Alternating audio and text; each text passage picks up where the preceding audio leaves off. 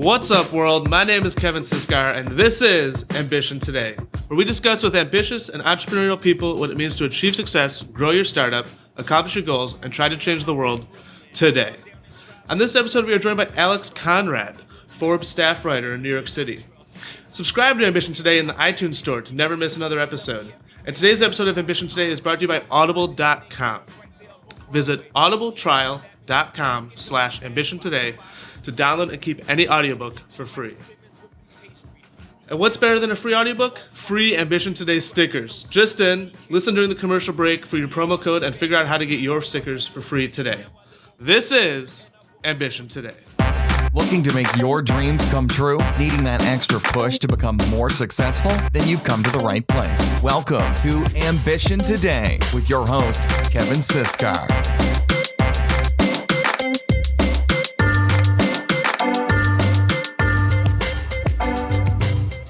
What's up, world? You are listening to Ambition Today, and I am your host, Kevin Siskar.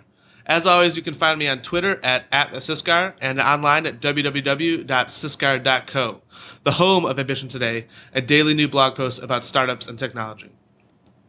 On today's episode, we are joined by guest Alex Konrad, staff writer at Forbes magazine, covering venture capital, startups, and enterprise tech. Alex, welcome to Ambition Today. Thank you for having me. How's it going today? It's going well. Looks like it might rain on the Hudson, but kind of enjoying our view. Got you the corner office. I know, this is the corner office. So we're here at Forbes in New York.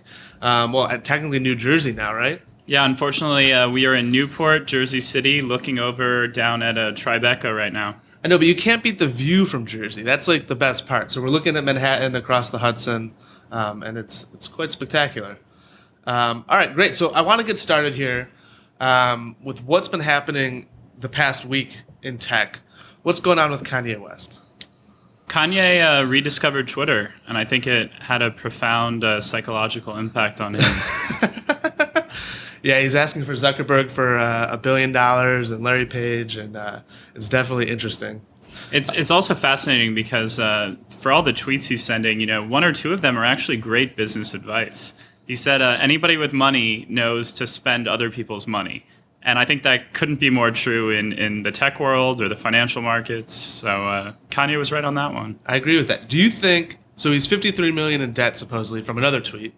Do you think it's $53 million of personal debt or other people's debt? Well, I think my favorite thing is that Kim Kardashian clearly leaked to other outlets that their finances remain separate because she has, the magic touch with App Store revenue. So I think it's just Kanye. And I think it sounded like they were debts that happened a long time ago and have just kind of been a burden on him for months. Yeah, because in his new album, he's rapping about how they made $1 million a minute with Kim's app or something like that. So right, money that Kanye was not allowed to touch. Exactly, yeah. All right, cool. So enough Kanye. Let's jump into you. So what made you want to be a writer, and when did you first start writing? So I loved reading as a kid, and at some point tried to replicate what I was reading in writing. Tried a bit of everything. Ended up working for my high school paper, and from there it was pretty straightforward. Worked for the Crimson at Harvard, where I went to college, and nice. Tried to get media internships, and never really looked back. So what attracted you to Harvard? Well, I wasn't sure if I wanted to go there. In fact, for a lot of high school, my dream school was Stanford. And I visited. I was a New York City kid, and the distance to Boston felt a lot safer somehow. Far enough away from my parents that they couldn't keep an eye on me, but close enough that I could sneak home for a weekend. Stanford was a little bit of culture shock for me. So I ended up gravitating back towards Harvard, had some family history there, so kind of went the full circle of I want to go there, I don't want to go there, and here I am. How was getting into Harvard? How was that process? Is it as, you say you went to Harvard and everyone thinks, oh my God, like, is it as hard as people think? Is there a secret? What's happening there? Well, I think that I'm one of those people who I would have had a close to nervous breakdown wherever I was applying.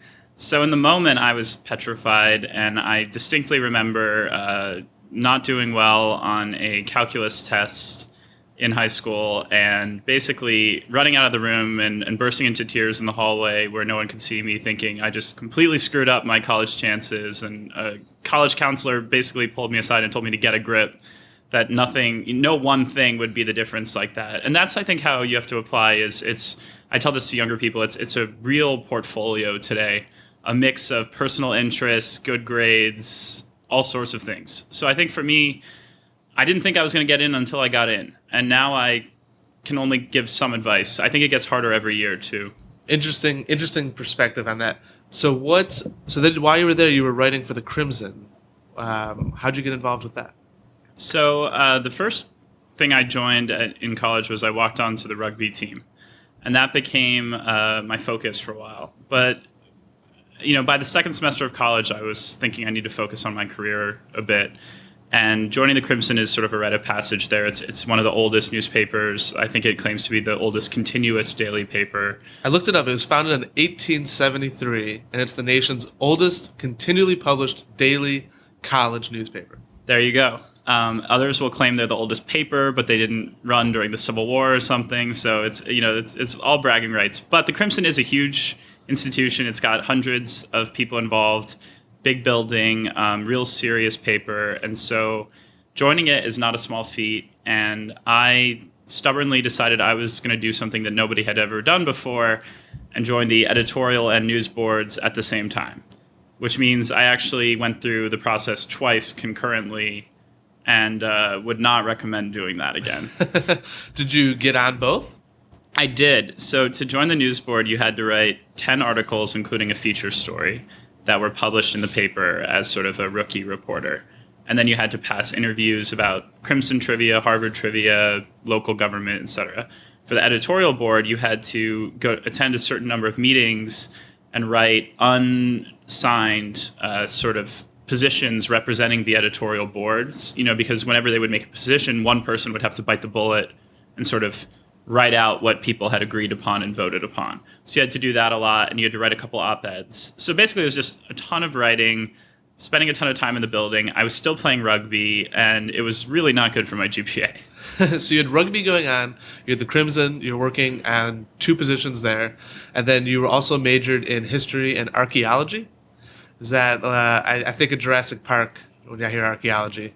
I think that's more paleontology. I like to go for the Indiana Jones vibe myself. Okay. So what's the difference between paleontology and archaeology? Paleontology is studying bones, dinosaurs, extinct things. Archaeology is more about studying civilizations and human culture. So if humans weren't around yet, it's not really archaeology. Gotcha. When I was growing up, I was determined to be a paleontologist and a Major League Baseball player, and that was it. You could have been the first one, I know, right? I saw Jurassic Park, and it was game over. I just wanted to do it. Well, it's interesting because Justin Dabrowski, who was on a previous episode, had numerous degrees, but mostly in history. How do you think your degree in history has influenced your worldview now and how you understand what's happening in the modern world? I think that one of the biggest problems we have is people lacking empathy and lacking context for why things happen. And I think the study of history is really the study of why things happened and trying to gain insights that maybe show some sort of pattern or some sort of consequential impact. So when I look at news today and I look at trends that are happening, I do kind of instinctively try to compare it to what happened in the past. It's not always helpful, but I do think that it just kind of puts you in an open-minded view. That's really interesting. I wrote a blog post recently called "The Future is Empathy," and I think that's really important, understanding and being able to put yourself looking from that other person's perspective and not just looking at it and sympathizing. What's also funny, because in the age of Wikipedia, everybody kind of can act like they know a lot about something, but there's knowing and then there's really researching, right? So you could have Wikipedia Arab Spring and think that you're an expert on the Middle East, but you actually have to go back and look at what was happening 150 years ago in Egypt to have any sense what's happening today. I like it. So from history to archaeology, but you still were working at the Crimson. How did that transition? You then got a job at Fortune, correct? Yeah, so Harvard has a great program run through the Institute of Politics where you can apply for these internships that are subsidized by Harvard. So Harvard finds these great institutions and basically says, we're going to give you really driven top students and you don't have to worry about paying them. It's a pretty good win for a company. So I applied for CNN and Time Inc. and was lucky enough to have my pick and thought I could either be a TV producer and behind the scenes for years trying to become a TV personality, or I could indulge my passion and actually try to write somewhere. So I ended up at Time Inc. Fortune picked me, and I ended up spending 2 summers interning there and freelancing a bit for them when I was back my senior year. What specifically did you do there? What was it like? You work on the Fortune 500? Absolutely. Oh, yeah. There's a big flurry of activity for the Fortune 500. I was fact checking. I was chasing down things for the 500. I was helping reporters with their feature stories. A lot of the Fortune 40 under 40. Also, you end up with sort of dossiers on all these candidates. So I was doing that, but it also mattered to me to contribute something myself and have a portfolio when I left. So I was actually, I believe, the youngest and first intern to ever be published in print at Fortune. Wow, that's impressive. So all right, so this is a good question then. What is the difference between, the relationship difference between print and digital in, large, previously print publications, in 2015? I think it varies from publication to publication, but at a place like Fortune, there are staff who still primarily are writing prestige pieces. They're long and take months to write, and they win awards, and they do have a really obvious impact. They could be taking down a huge company. They could be a profile of one of the most exceptional people. So those exist still at magazines. I think what's changing is the notion that those writers should also be blogging. And when I was at Fortune, there was a real divide. There were people who were writing just for the website, and then there were people who focused more on the magazine. As an intern, you kind of helped with the magazine, but your only real opportunity was to try to write for the website. Is it a case where everything goes on the website first and whatever hits virality makes it into the magazine, or is it these prestige pieces, like Wall Street Journal, the Theranos piece, right, from a few months ago? Is that, that's just hours and hours of research and it's going to be on the cover and it's, tracked that way? I think what's fascinating is publications that are online only, because they are thinking this is just going to try to make the maximum impact. At places that still have a print outlet, and this includes Forbes to a lesser extent than Fortune, but still Forbes, and Time, and even Sports Illustrated, they definitely are thinking we're sending professional photographers, we're investing extra in this because it's going to be glossy and beautiful. They want it to go viral online, but they are thinking this is an A1 story, or this is a New York Times. What does that mean, A1? A1 is the front section of the Wall Street Journal is A, and so Okay. The front page would be A1, and New York Times too, and so it's sort of a print thinking. It's like above the fold, below the fold. Well, that's the real prestige. If you're above the fold and you're on the cover of the Journal or the New York Times, if you're a reporter, that you probably feel like you've made it. All right. I think I get it now. What are swim lanes? Swim lanes are kind of like your areas of focus, your beat. So for me, at least when I was taught, it's keeping in your swim lane means focusing on what you actually know and what you're supposed to be doing, and not, let's say, going to interview Ryan Lochte about the Olympics, which I did at Fortune, and which was probably outside my swim lane. Gotcha.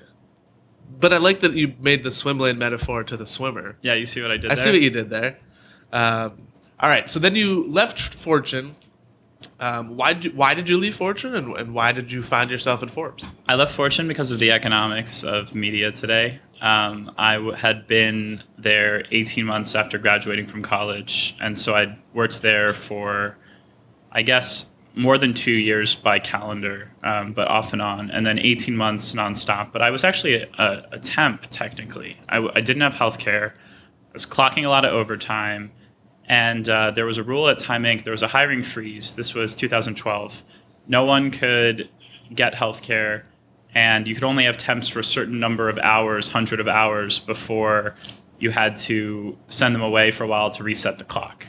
So I was told by the head of Fortune, we want to send you on like a 3-month unpaid vacation, and then you can work for us for another 2 years without health care. And I was on Obamacare at that time with my parents, but I was like... An unpaid 3 months. Yes. Yeah. I was like, what am I supposed to do during those 3 months? And so he pulled me aside and he said, frankly, if I were you, I would see if someone else was hungry to have you. So I actually met with Forbes, got a job offer, turned it down, and freelanced for a couple months. The job was in San Francisco. I wanted to stay in New York. Okay. But then after a couple months, they said, well, actually, we need someone in New York too. And it lined up. So what attracted you to New York versus San Francisco? Most people would be like, because you're kind of in the startup scene, right? So why, most people would be like, Silicon Valley, here I come. What excites you about New York? Well, I have to say I did grow up here. And so I have spent most of my life in New York, which makes me a bit loyal. Yeah, I'm a defender of it. I'm the first to criticize various parts of it, but it's sort of like, it takes a New Yorker to bash New York. I don't like when people who we don't like that. Yeah, exactly. It's like only I can criticize my own stuff. I don't want someone else to do it. And so with New York, I love the diversity and the fact that even though I've lived here, I'm 27 and I've been here every year except for college. And even back here for the summers, I still only know a fraction of the city. I've been spending a lot of time in neighborhoods in Brooklyn that I honestly probably hadn't been to until my 20s, which is just insane. Like I spent my entire teen years roaming the city and didn't know Greenpoint at all. So I think that's cool. And I think that you can talk about tech basically anywhere and you get the same response that anyone would, which is get out of my business, Who the heck are you? Right. Whereas in San Francisco, it's sort of like you say any sort of number of triggers and suddenly everyone in the coffee shop is like, are they raising money? Who is that? Is that a founder? Should I try to ask this person for a job? All sorts of stuff like that. Do you think that's an advantage or disadvantage to New York? I think that it's an advantage for staying grounded. Maybe the gossip isn't as consistent. You can probably go to meetups and surround yourself with people from your own industry if you so choose. But I love that most of my friends don't work in tech, even though that's my world. Yeah, I think it allows for a more product-focused and less delusional MVP and for early iterations of your company's products. I completely agree. I also think that it puts you closer to your customers often. So a big problem I think startups sometimes have is they lose sight of what problem they're really solving, why they need to exist. It's more sort of why this would be nice if we existed and why we want to be successful. But no, at the end of the day, you should be really providing something that wasn't there, that was a pain point for people. And if you're in New York, you're looking around and these are a ton of customers. It's the biggest market in the US. You've got banking, media, fashion, the book industry, all these other kind of industries to look at you, not from the inside, but from the outside. And I think that definitely gives a broader perspective than if you were just in that bubble. I agree with you completely. All right, so we got to jump to a quick break here. Before we jump to the break, so we were just talking about New York. I'm getting out of my swim lane here. How long, or maybe it's not a time thing, when you move to New York, you're from New York, so I'm asking a New Yorker, at what point do you call yourself a New Yorker if you're not from New York? Is it a time thing? Is it an experience thing in the subway? Like what is that? How do New Yorkers feel about new New Yorkers? So I think it's kind of like pornography where you know it when you see it. But I do think that if you've been here less than 2 years, that's a real stretch. I think that if you've been here for more than 2 years and you spend most of your time here, and you've actually engaged with the city, then I don't have a problem with it. If you only live in Tribeca or Midtown and you go straight to your office every day and you're not really, you're kind of just a worker in the city, you're not embracing the city, then I think, New Yorkers will sniff it out pretty fast. That's a good metric. All right, so let's take a quick break. After that, we're going to talk a little bit more about Forbes. We're going to talk about the New York tech scene a bit more. I want to hear your opinion on what's happening in the VC markets and the slowdown. And more after this.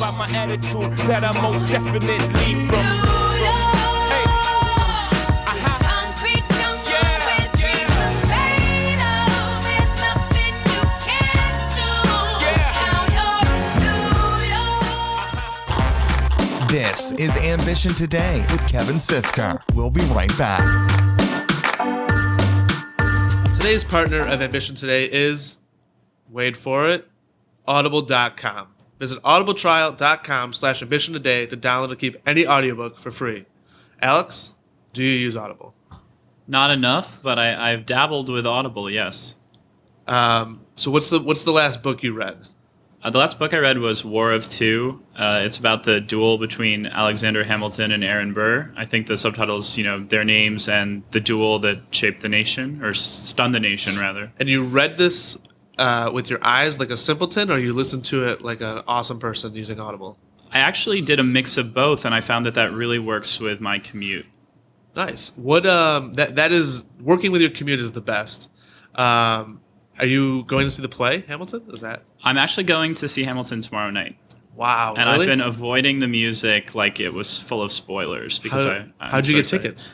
I got them with my family about 3 months ago. We checked StubHub and we tried to game the pricing as much as we could, and then we pulled the trigger. I just checked the other day, like a simpleton. I checked post Grammys, and it's like $700 a ticket for 3-6 months from now. So we 3 months ago got about half that, but that still is a pretty big hit. All right, so if you want to check out War of Two, Alexander Hamilton, Aaron Burr, and the Duel That Stunned a Nation, go to audible.com/ambition today to download and keep your audiobook for free. It's history, but it's fun. History, but fun. And Ambition Today now has a second thing in our break. What's better than a free audiobook? Free stickers, exclusively for you. You, the one listening right now, you can get the free Ambition Today stickers using the promo code AMBITION. Go to Ambition Today page on siscar.co, scroll down to the bottom, and click on stickers. These are brand new. No one has them yet. Go get them. Enter the promo code AMBITION and wait for sticker greatness to arrive in your inbox. And now back to this episode of Ambition Today. You're listening to Ambition Today. Visit us now at siscar.co.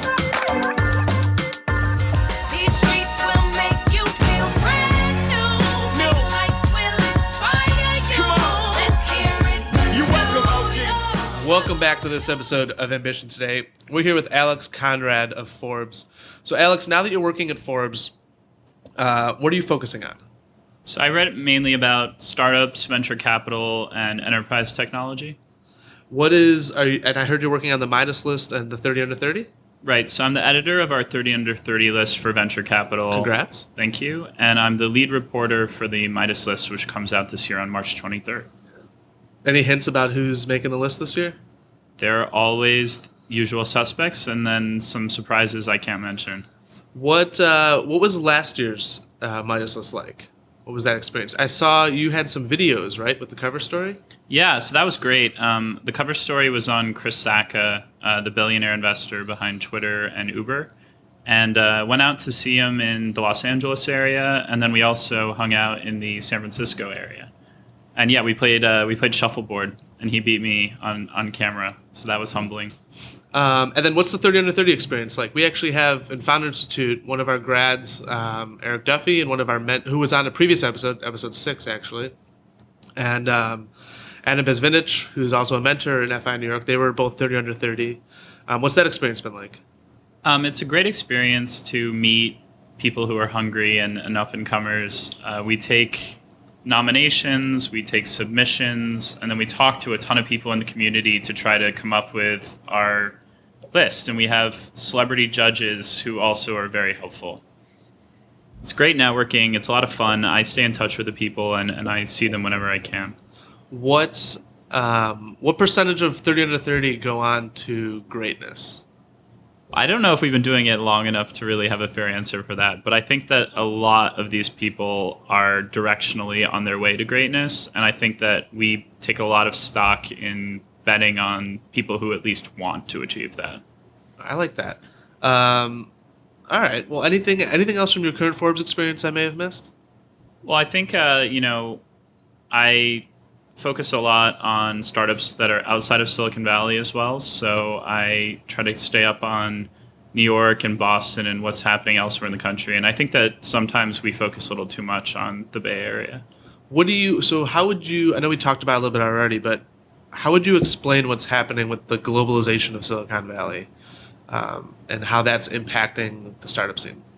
Well, I think that Silicon Valley is exporting certain ideas and values around the world. Y Combinator is a huge influence there. Some of these leading VCs, but also, I think you need those huge companies that then take a lot of people out of college and train them for a couple of years. I think Facebook and Google are probably the biggest players right now for that. Within an ecosystem, you mean? Yeah, That's well, important. I think they're seeding people elsewhere. And I think that that's globalizing Silicon Valley per se, but also the values of high growth and disruption. But also I think things that are not always so helpful too, like the notion of trying to get rich quick and hit a 10x multiplier on whatever you're trying to do, whether it's an audience or money or whatever. What do you think about, because this seems to be something that happened over the last summer, along when all the rounds were high and valuations were high. What do you think about the celebration of failure and the role that plays? Do you think that's a temporary thing? Do you think that's important? I think that we have moved too far away from acknowledging failure.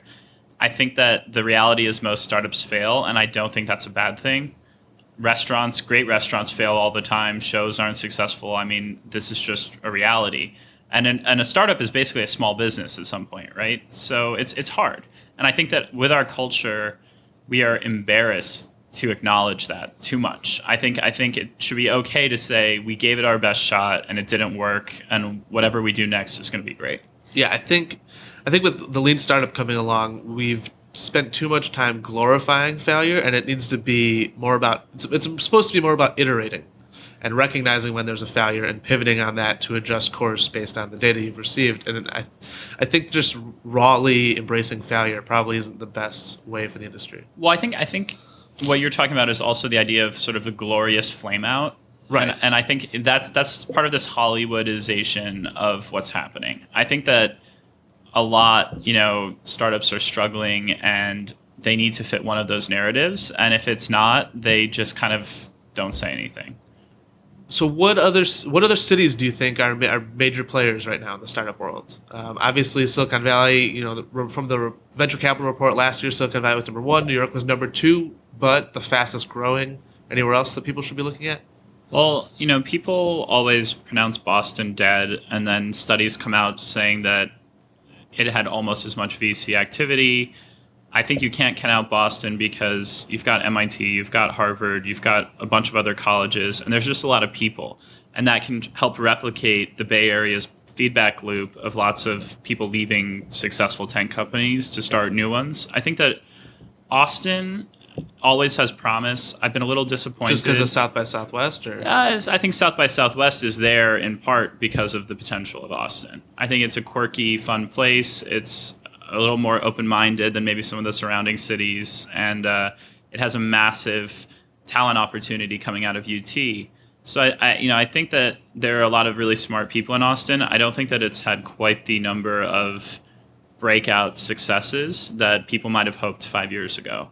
I think Seattle has options, again, because with Amazon and Microsoft, Starbucks, others, there are a lot of smart young people there. And I think that counting out Seattle would be a mistake. Is there one international city that you're seeing that might be a big player?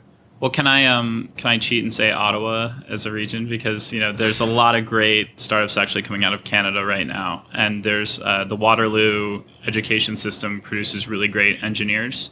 So I think there's some really promising companies there. But if I were to sort of pick another city, I think that you would have to go to London in Europe for concentration, and then probably Berlin. And I think, weirdly, Singapore has a lot of companies incorporating there. So if you wanted to just meet some promising startups, a lot of Indian companies incorporate in Singapore, and it's kind of a gathering area for a lot of Asia. Yeah, Singapore is becoming a big hub for South Asia, I think, for sure. So then you recently wrote an article, Everything You Need to Know About a Possible Slowdown in Venture Capital Investing. So while we're on the topic, what do you think is happening in these VC markets globally? Well, I think that valuations are dropping between 30 and 50%. I think that impacts... Why?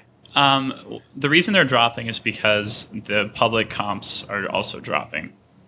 So if you look at LinkedIn, Twitter, Square, GoPro, a lot of these companies are significantly down in their share price. And the factor in play is called multiple compression, where What does that mean for everyone listening? Yeah, so multiple compression at its most basic is the idea that your market cap, what your company's worth, reflected by the share price and the number of shares, is a certain multiple of how much money you actually make, your revenue, and so or your earnings with public companies. And I think that tech companies historically are getting multiples that are a lot higher than other industries because of the potential for high growth and for sort of really rapid change. People bet on that opportunity.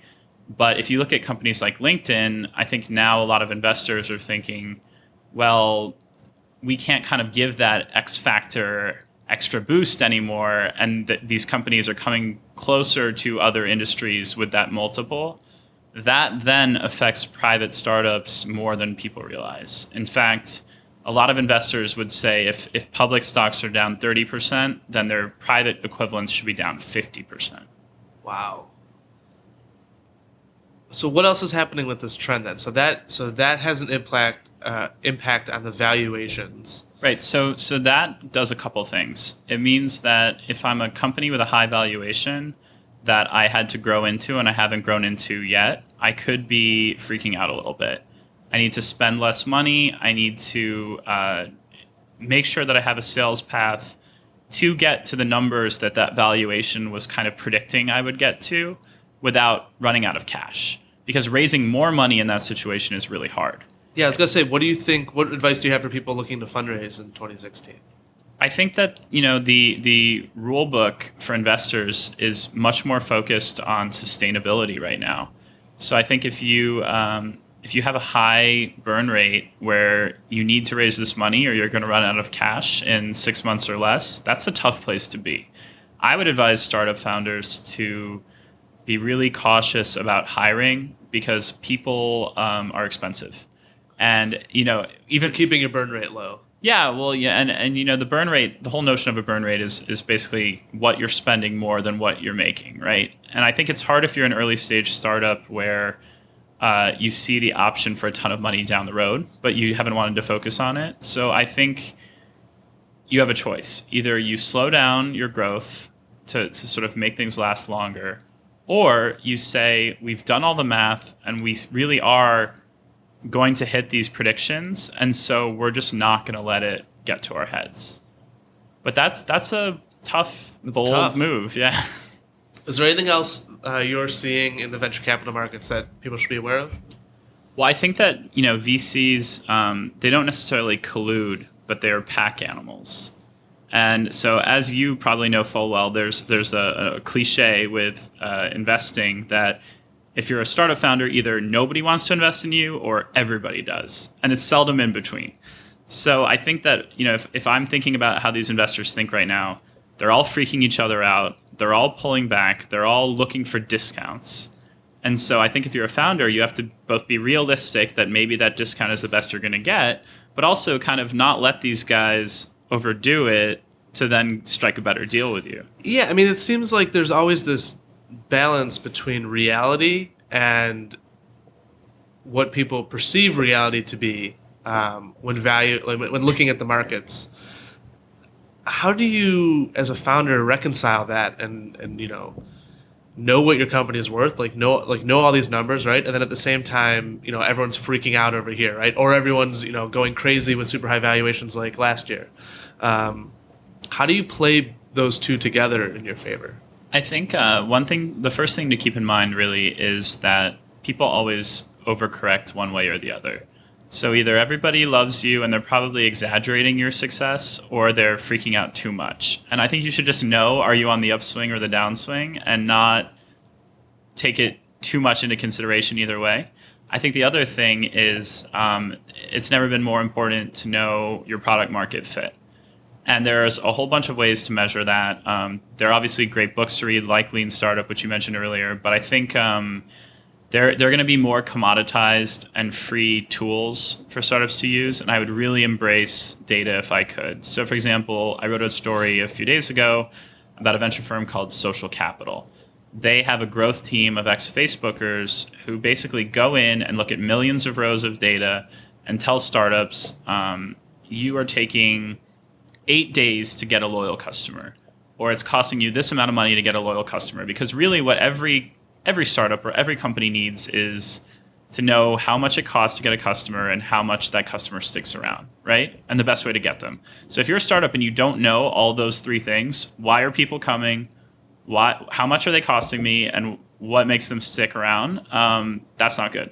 We actually talked about this in the last episode. So Avi made the prediction that data science teams will be as commonplace in all future companies as an IT team.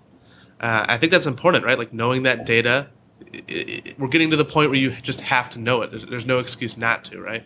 But I'm going to play devil's advocate and say that Shoot. I think that people are over-impressed by the idea of a data scientist right now. It's kind of like a real cachet title to have. You know, every startup's like, oh, we have, one or two data scientists who are checking everything out. I think you should know what the data scientists are looking at, because everyone in a company should know the basics of their own data. I think it's dangerous to have one highly paid person who kind of looks through the data tea leaves and then makes a proclamation. Right. So basically data scientists becoming as commonplace as IT people. Everyone should know how to code a little bit. Everybody should probably know how to, parse through data a little bit. I agree with that.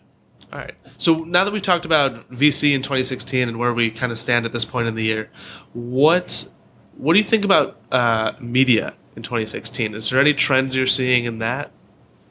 Well, I think that we've started to see more sales, and I think we are entering more of a consolidation again, where you've got these promising websites and you've got a lot of hungry young people, but honestly, I think they're trying to take shortcuts, and nobody wants to work for a huge publication where they're not noticed. They want to go to high-flying places. But I think the truth is, things move slower than people want, at least in media. And so I think you'll see more of these startups, media startups, getting acquired. You're going to see more consolidation, like Recode teaming up with Vox Media. And there are going to be fewer names at the end of the year than there were at the start.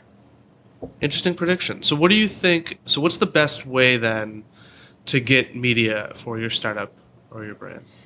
Well, you have to, again, be really clear what the goal is. If the goal is a lot of ink about a certain, release or fundraise or whatever it is, you take a certain approach. If the goal is really high quality coverage, then I think you have to build relationships. I'm curious what you think, but I feel like a lot of what separates great success from good success today still depends on human relationships. That's exactly what I think. I think too often people think that there's a silver bullet approach where they're like, I just need to do this, or meet that person and like everything will be cured. But it's not that simple. It's about building. It's not just about relationships. It's about building long-lasting, close relationships with people. Is the difference, I would say. Not just having them in your contact list. I think startup founders today are trained to think of reporters as a brand of sort of a type of marketing and a tactic, and maybe they want to gamify or beat the startup thing. And I think it's part of this like hack culture idea. I don't think you should try to hack media. I think you should try to make them trust you. And then when you do have news, you should have 4 or 5 people who you trust who will hopefully cover that news. But you don't say, how can we make up news here? How can we package bullshit in a way that comes off beautiful? All right. Well, now let's jump to the Ambition Today question of the day. Today's Ambition Today question of the day is, how important is self-marketing and self-branding? I think that self-marketing has never been more important, frankly. I think that it helps create credibility when it's done well. I think we're in a really noisy environment on social media with thought leaders. If I could put that in quotes for the radio, I would. Air quotes on thought leaders? Yeah, exactly. Air quotes on thought leaders and thinkfluencers, all those people. What'd you say? Thinkfluencers. Thinkfluencers? It's like part thinker, part influencer. Oh, I've never heard that. Oh, it's like a total great startup term. Thinkfluencer. Yeah. I think that there are a lot of fake experts out there, a lot of would-be influencers, whatever. I think if you self-market in the right way and you're grounded about it and you do take a long-term approach, you build credibility with your industry. And I think that then has a magnifying effect on anything you do. Is there certain channels you're looking at now? Snapchat versus Facebook versus Instagram versus my favorite, Twitter? I think Snapchat is a really phenomenal amplifier if you're already well regarded or successful. I mean, I see people with large follower bases doing really cool things with it to engage Like their DJ audience. Khaled? Absolutely. Major key right there. Major key. Yeah, they don't want What's us up? to have a Snapchat. They don't want us to have a Snapchat. I think that unfortunately, someone like me, I'm not well known enough that Snapchat is a huge amplifier for me. I put a lot of time into Twitter, and Twitter's been really rewarding for me. I'm really excited about where Twitter's going. I think even just some of the small product releases show that they're iterating, and it's going to be good. I think that Twitter, the company, is way behind Twitter, the quality of product in terms of how much we take that for granted. I just hope that Twitter sticks around and exists as a company in a couple of years to keep improving that product you like. Well, I want to thank you for the Ambition Day question of the day. If you're still listening, 3 quick things. You're awesome. Keep up the curiosity. Just keep learning, growing, and executing. You'll be fine. If you have thoughts on today's episode, you can go to siscar.co and comment on this episode's page. I will reply. And lastly, think of one person right now that would also find this information helpful. Go text this episode to them right now. Really appreciate it. So Alex, before we wrap up here, where can people go find more about you? Well, they can Google me, and they will find my Forbes page, which has all my work. Or if they want to talk to me, the best way is to find me on Twitter at Alex R. Konrad with a K. Okay. No Snapchat yet? Snapchat, I'm still thinking about making public. I know. I haven't done it yet either, but I'm thinking about it. I'm on the verge of making my Snapchat I think public. I will soon, yeah. Yeah. All right, great. Well, thank you everyone for listening. Thank you, Alex, for coming. It's been a blast. I appreciate it. And the office at Forbes here is incredible. We are very grateful to take guests here in Jersey City. So thank you very much for joining us here and for having me on the show. Yeah, I look forward to future articles on your Forbes, and definitely going to have you come out and help out with Founder Institute if possible. And so thank you everyone for listening, and we'll see everyone next time on the next episode of Ambition Today. Thanks for listening to this episode of Ambition Today with your host, Kevin Siskar. For more great content and to stay up to date, visit www.siskar.co. We'll catch you next time.